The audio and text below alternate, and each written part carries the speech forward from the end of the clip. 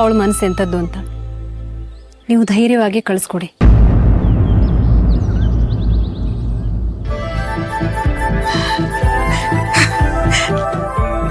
ತುಂಬ ಥ್ಯಾಂಕ್ಸ್ ಅಮ್ಮ. ನಾನು ಏನೇನೋ ಅಂದ್ಕೊಂಡು ಬಂದ್ಬಿಟ್ಟಿದ್ದೆ.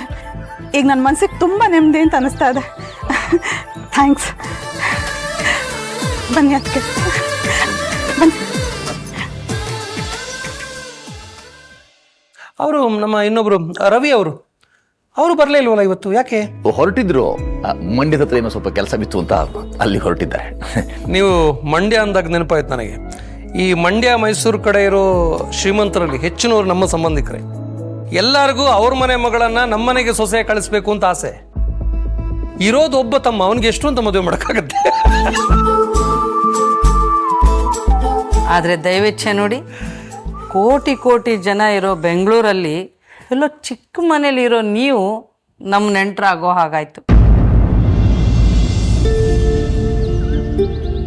ಅಲ್ಲ ಅಕ್ಕ, ಯಾಕೆ ಹೀಗೆ ಮಾಡಿದ್ರಿ? ಯಾಕೆ ಆ ಥರ ಹೇಳಕ್ ಹೋದ್ರಿ? ಆ ಹುಡುಗಿ ಆದ್ರೂ ಬಚಾವ್ ಆಗ್ಬೋದಾಗಿತ್ತಲ್ವಾ? ನಾನೀ ಮನೆಗೆ ಮದುವೆ ಮಾಡ್ಕೊಂಡು ಬರೋವಾಗ ನನ್ನ ಮನೆ ಕಡೆಯಿಂದ ಯಾರೊಬ್ರು ಈ ಥರ ಬಂದು ವಿಚಾರಿಸಿರ್ಲಿಲ್ಲ. ಅವಾಗಂಥ ಸನ್ನಿವೇಶನೂ ಇರಲಿಲ್ಲ.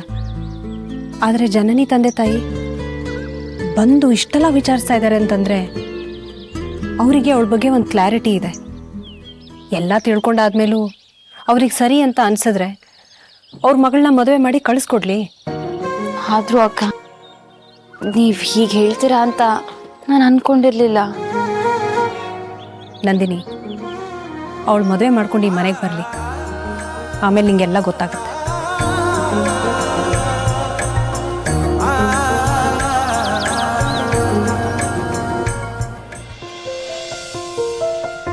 ಆಯ್ತಾ, ಮಾತಾಡ್ಕೊಂಡ್ರಾ?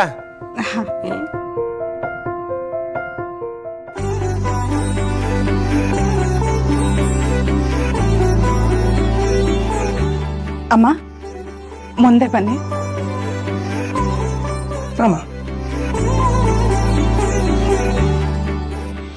ಈ ಮದುವೆಗೆ ನಮಗ್ ಸಂಪೂರ್ಣ ಒಪ್ಪಿಗೆ ಇದೆ ಅಮ್ಮ.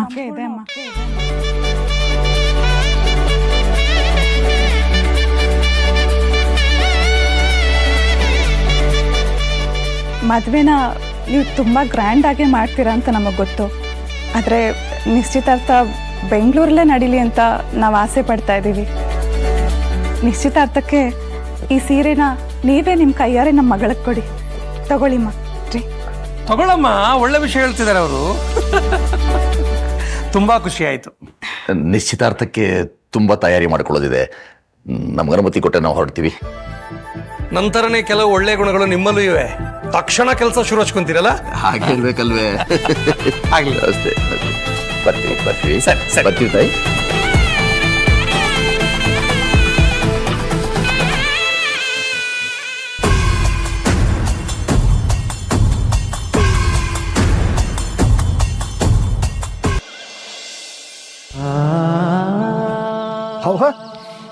ನೀವು ಇಲ್ಲಿದ್ದೀರಾ? ಏನು ಯೋಚನೆ ಮಾಡ್ತಾ ಇದ್ದೀರಿ ಬಾವ? ಏನಿಲ್ಲ ಬಾವ. ಅಲ್ಲ, ಎಲ್ಲ ಸರಿಯಾಗಿ ನೀವು ಆಸೆ ಪಟ್ಟ ಹಾಗೆ ನಡೀತಿದೆಯಲ್ಲ.